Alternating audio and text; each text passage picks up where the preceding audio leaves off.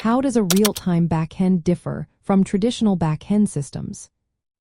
Have you ever wondered how some applications can provide instant updates while others seem to lag behind?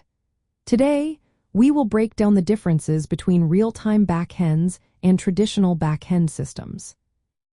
A real-time backend is built to handle data and user interactions instantly.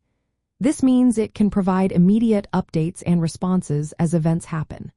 On the other hand, traditional backend systems usually process requests in a sequential or batch manner. This can lead to noticeable delays in data updates and responses. In traditional backends, each client request is treated independently. This means that the system does not retain session information between requests. This model works well for many standard web applications where immediate feedback is not essential. However, real-time backends maintain stateful connections with clients. This allows them to keep track of ongoing interactions and data changes continuously.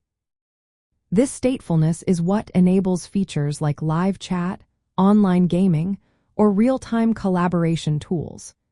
These applications need the system to remember user sessions and instantly update all connected clients.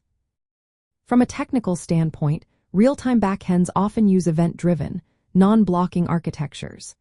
These architectures allow them to manage multiple simultaneous connections efficiently.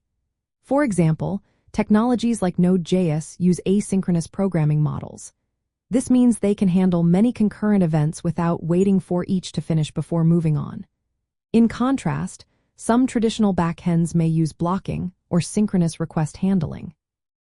This can limit their scalability and responsiveness. Real-time backends also relying on technologies such as WebSockets or serve-send events. These technologies maintain persistent two-way communication channels between the server and clients. Traditional backends, however, typically use hypertext transfer protocol request-response cycles. In this model, the client must initiate each interaction, making continuous real-time updates more challenging. When it comes to data management, real-time backends often use in-memory data stores or caching systems like Redis.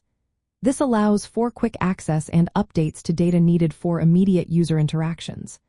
Traditional backends might rely more on relational databases, which have slower read and write cycles. This setup is suitable for operations that do not require instant feedback.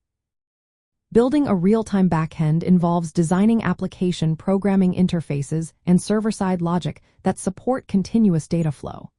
This includes managing user sessions, handling concurrent updates, and ensuring data consistency in real time. Traditional backends focus more on processing discrete requests and performing create, read, update, and delete operations on databases. In summary, the main differences are that real-time backends maintain persistent, stateful connections for instant updates, while traditional backends are often stateless. Real-time systems use event-driven architectures for high concurrency, while traditional systems may use synchronous processing. Real-time backends utilize protocols like WebSockets for continuous communication, whereas traditional backends relying on request-response hypertext transfer protocol.